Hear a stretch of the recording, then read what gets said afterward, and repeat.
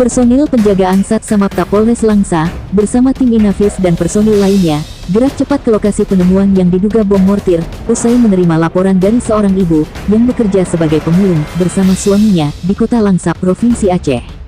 Mortir tersebut ditemukan oleh seorang ibu atas nama Hatijah Yusuf, umur 50 tahun, yang merupakan warga perumahan Pusong, Gampong Lokbani, Kecamatan Langsa Barat, Jumat, tanggal 19 Desember tahun 2025, malam.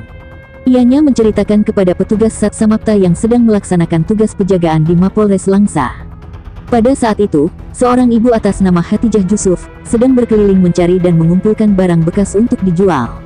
Kemudian, tepatnya di pinggir jalan Iskandar Sani, ianya menemukan dan mengambil sebuah benda yang dikiranya adalah sebuah besi berat yang berharga kalau dijual ke toke butut. Lalu, sebelum maghrib, Hatijah membawa barang-barang bekas yang telah ia kumpulkan, termasuk benda diduga bom mortir itu, ke salah satu gudang butut milik Pak Deklan di Gampong Mutia. Benda itu sempat ditimbang dengan berat 3 kg, dan disitulah baru diketahui bahwa benda itu sangat berbahaya dan memiliki daya ledak tinggi. Kemudian, Hatijah membawa lagi benda itu dan meletakkannya kembali di samping Doresmer di Jalan Iskandar Sani. Selanjutnya, Hatijah bersama suaminya, Pak Hasan, menuju ke Mapolres Langsa untuk melaporkan tentang penemuan barang tersebut.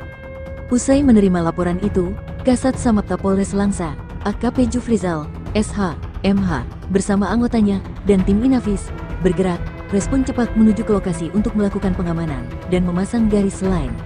Kemudian, pihak kepolisian Polres Langsa menghubungi unit Jibom dari Brimob Kompi B Aramiah dan tiba ke lokasi pada pukul 23 WIB, bergerak cepat memeriksa dan mengamankan temuan montir yang masih dalam kondisi aktif.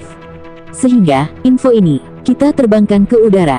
Dari Polres Langsa, abidosnews.com melaporkan.